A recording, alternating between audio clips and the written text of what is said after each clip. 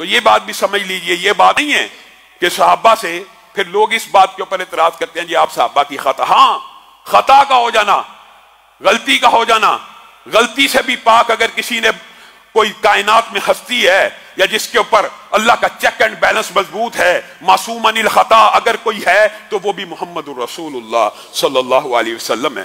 غلطی ہو سکتی ہے، غلطی کا امکان ہے، اور یہ واقعات میں آپ کے سامنے متعدد آپ کے سامنے اس لیے رکھتا ہوں کہ غلطی اور خطا، حضرت عمر جن کے بارے میں رسول اللہ صلی اللہ علیہ وسلم نے فرمایا تھا کہ پرانی امتوں میں محدث ہوا کرتے تھے۔ محدث وہ ہوتا ہے جو وقت کا نبی اور پیغمبر نہیں ہوتا، لیکن جو وہ بولتا ہے، جو وہ رائے رکھتا ہے، جو وہ اجتہاد کرتا ہے، اللہ آسمان سے اس کی رائے کے مطابق آیتوں کو نازل فرما دیتا ہے۔ پرانی امتوں میں بھی ہوا کرتے تھے، اور اگر میری امت میں کوئی محدث ہے، یہ محدث نہیں، یہ محدث کا پروننسیشن ہے، اگر کوئی ہے تو عمر ہے۔ آپ کے سامنے سیرت عمر میں یہ بات رکھی تھی، حضرت عمر زمین پہ چلتے ہوئے رسول اللہ کو مشورے دیا کرتے تھے کہ گھر کے اندر آنے جانے کے کچھ آداب ہونے چاہیے، ہر بندہ آپ کے گھر منہ اٹھا کے آ جاتا ہے، کچھ تو طریقہ ہونا چاہیے۔ تو اللہ تعالیٰ نے حضرت عمر کی ان باتوں کو آسمان سے آیتیں بنا کے نازل کر دیا، کل ازواجک و بناتک و نساء المؤمنین یدنین علیہن من جلابیبہن۔ عمر کا اجتہاد، عمر کی رائے تیرے رب کو ہے محمد صلی اللہ علیہ وسلم پسند آئی ہے، آج کے بعد کوئی بھی عورت آئے حجاب اور جلباب میں آئے۔ یہ طور طریقے سورۃ احزاب کی بھی آیات آپ سب نے دیکھی ہوں گی۔ ایک مقام پہ حضرت عمر نے کہا کہ میں نے خانہ کعبہ کے اندر اللہ کے رسول ایک مقام ایسے دیکھا ہے کہ جہاں نماز پڑھی جائے تو خانہ کعبہ بھی سامنے آ جاتا ہے، بیت المقدس بھی سامنے آ جاتا ہے۔ اللہ تعالیٰ کو حضرت عمر کی یہ رائے اتنی پسند آئی کہ مقام ابراہیم کو مصلی بنا دیا قرآن پاک میں۔ گویا یہ عمر جن کا مقام و مرتبہ یہ ہے کہ رسول اللہ ان کو محدث بھی کہتے ہیں، رسول اللہ ان کے علم کی خواب بھی دیکھتے ہیں، قمیص کی بات بھی کرتے ہیں، ان کو بھی غلطی لگ سکتی ہے۔ اور اگر ان کو غلطی لگ سکتی ہے تو کائنات میں پھر کسی فقی، کسی علامہ، کسی مفتی، کسی امام کا فتویٰ حرف آہر کیسے ہو سکتا ہے؟ یہ ہمارا عقیدہ ہے، یہ ہمارا منہج ہے۔ اس لیے حضرت عائشہ کے فقہ کے ابواب بھی آپ کے سامنے رکھے تھے، اور بات آئی ہے ضمنی طور پہ تو سمجھ لیجئے، معمولی واقعات ہیں ذہن میں رہ جاتے ہیں۔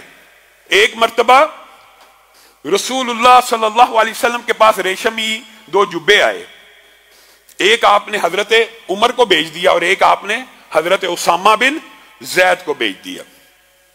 اب حضرت عمر کو ریشمی جبہ ملا، آپ پریشان ہو گئے، آپ بہت زیادہ پریشان ہو گئے اور کہنے لگے یہ ریشم تو نبی کی امت کے مردوں پہ حرام ہے، تو رسول اللہ نے مجھے کیوں بھیجی ہے؟ میرے سے کیا ایسی سنگین غلطی ہو گئی ہے؟ میرے سے کون سی ایسی خطا ہو گئی ہے؟ رسول اللہ وہ چیز مجھے بھیج رہے ہیں جو امت کے مردوں پہ حرام ہے۔ آپ پریشانی کے عالم میں جبہ ہاتھ میں اٹھائے لے کے جا رہے ہیں، اور اسامہ بن زید ان کو جبہ ملا، وہ خوشی خوشی جبے کو پہن کے آ رہے ہیں کہ رسول اللہ صلی اللہ علیہ وسلم نے امت کے مردوں پہ تو حرام کیا تھا، شاید میرے لیے کوئی اجازت مل گئی ہے، مجھے کوئی رخصت مل گئی ہے، یا امت کے مردوں پہ آسانی ہو گئی ہے، رسول اللہ نے جبہ بھیجا ہے، میں پہن کے اپنے نبی کو دکھاؤں گا۔ دو صحابہ ہیں، دونوں کا فہم اور فکر مختلف ہے، ایک ہی حکم ہے نا، ایک ہی تحفے کے بارے میں دو مختلف آراء ہیں۔ حضرت عمر پریشان ہیں، حضرت اسامہ بن زید خوش ہیں۔ حضرت اسامہ جبہ پہن کے جب رسول اللہ کے پاس پہنچے، اتنی دیر میں حضرت عمر بھی پہنچ چکے تھے، تو رسول اللہ صلی اللہ علیہ وسلم نے اسامہ بن زید کو کہا یہ تو نے کیا کیا؟ کیا تجھے پتا نہیں ہے امت کے مردوں کے اوپر حرام ہے؟ اللہ کے رسول ہاں مجھے پتا تو تھا، لیکن آپ نے بھیج دیا، میں نے سمجھا کوئی گنجائش نکل آئی ہوگی، مفہوم یہ ہے۔ اور میرا مطلب یہ نہیں تھا، میرا مطلب یہ تھا کہ اس ریشمی جبے کے تو ٹکڑے کرتا، گھر کی عورتوں کے دوپٹے بنتے، گھر کی عورتوں کی چادریں بنتی۔ اب حضرت عمر پریشان ہیں اور یہ خوش ہیں، لیکن حضرت عمر نے جب یہ جواب رسول اللہ کا سنا، یہ اس لیے بھیجا گیا کہ عورتوں کے لیے یہ مردوں کے اوپر حرام ہی ہے، سونا اور ریشم مردوں کے اوپر حرام ہی ہے، لیکن یہ اس لیے بھیجا تھا کہ گھر کی عورتوں ان کے اوپر تو حرام نہیں ہے، ان کے کپڑے بن جائیں، ان کے چادریں بن جائیں، وہ استعمال کریں۔ تو حضرت عمر بھی یہاں پر پریشان ہو رہے ہیں، حالانکہ پریشانی کی بات کوئی نہیں تھی۔